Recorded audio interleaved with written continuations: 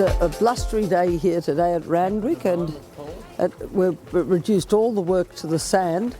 The reason being is that it's a bit quieter and a bit more protected.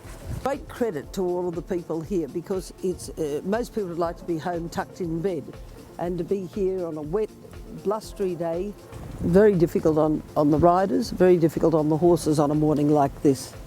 You know, because the wind's blowing and it distracts everyone and makes it a lot harder. Now, putting the blinkers on him is to make him focus and to make him concentrate. And he'll run on Saturday week, this horse here. He's a 2-year-old gelding by the freshman sire Hinchinbrook, which of course stands at Yarraman Park. Exceline and Sugar Rush ran against each other 2 weeks ago, running first and second. Exceline won and Sugar Rush ran second. Now they're stepping up quite considerably in class, and they're going to a listed fillies and mares race. But I thought that it was at least an easy and winnable race for these two. Both have done a treat. They're really happy, they're well, the muscle tone looks fabulous, and I think they'll be very hard to beat. It could easily be first and second again. Order of the Sun could not have been more impressive when he donkey licked his opposition over 2,000 metres last Saturday at his home track Randwick. This week he goes the 400 metres further in the Tattersalls Cup. Weather permitting, he'll race. We'll just wait and see. I'll speak to the owners beforehand. Excess knowledge, there's no colt in the stables doing better than this English export.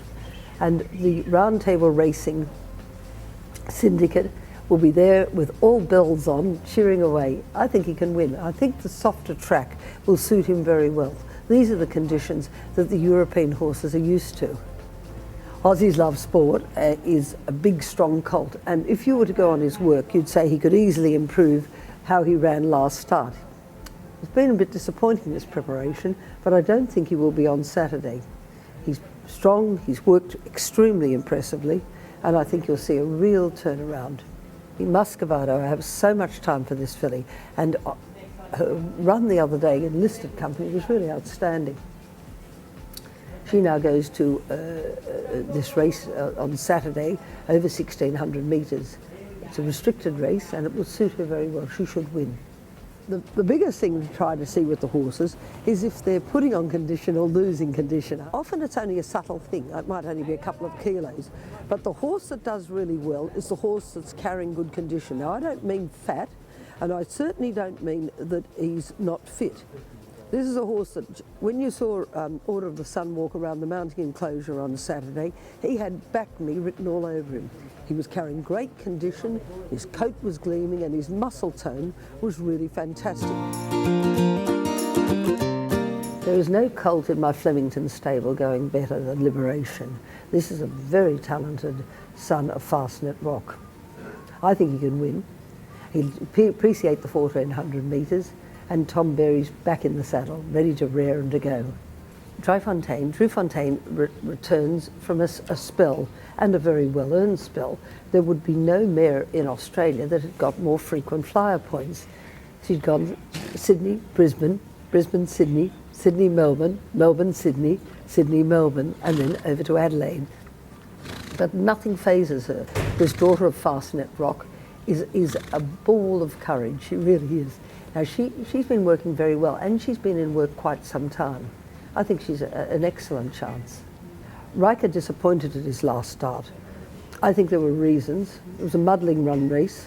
Before that, he was an eye-catching third, and it was on that eye-catching third that he was installed favourite. I think you go with how he was installed. He deserves to win. He's done everything right, and I think you can back him with confidence. Sweet Idea, I specifically didn't run her last Saturday in the Toorak. I thought it was a double whammy, the distance and against the males. But this Saturday, over 1,400 metres, she's up against her own age and sex. I think she'll take a stack of beating. This is a powerhouse, a daughter of Snitzel. Massive rump on her, beautiful shoulder, and her coat just gleaming. Tommy knows her well.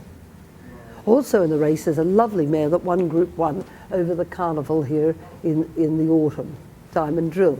She's by my very favourite sire, Al Mahar, and she certainly will run a very good race with Stephen Arnold. Well, many people worry about the barrier draw, and of course the offer's got the outside draw of 19. But he's a horse that gets back in his races and he storms home, and there'll be a lot of speed inside him. He's done very well. He's been planned for this race or programmed for this race for many months.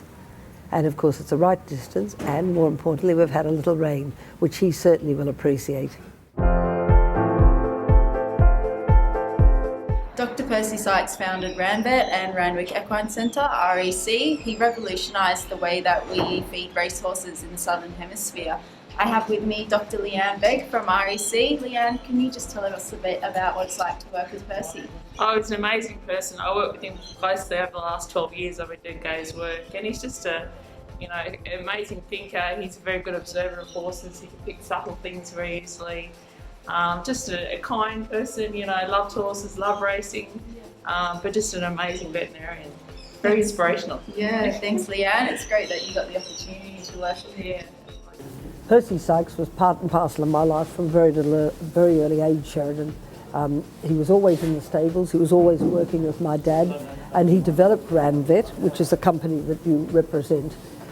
He could develop it because he wanted the horses to have more. He wanted them to have more in their nutrition and more muscle. And that was the one thing lacking in the 50s and 60s when Dad and Percy started their association. I was very lucky. I was privileged to see so much of Percy and be able to ask him so many questions. Even when just before he passed away, I called in and asked him something about feeding, and he loved it. He really wanted to tell you. Yeah, that's wonderful. As you said, Percy and Tommy, they shared a vision to improve performance through better nutrition, and from that, Dr Percy and his research, he developed our first two products, Ranvet Salcovite and Nutrilean. Salcovite's the #1 B group vitamin and electrolyte replacer, and he also identified the need for Nutrilean as an acid-base balancer to help combat the effects of lactic acid in these athletes. Very important to get the lactic acid out of the horse's system. I would imagine exactly the same with runners or footballers. It causes the most damage, and of course it stops the horse going ahead.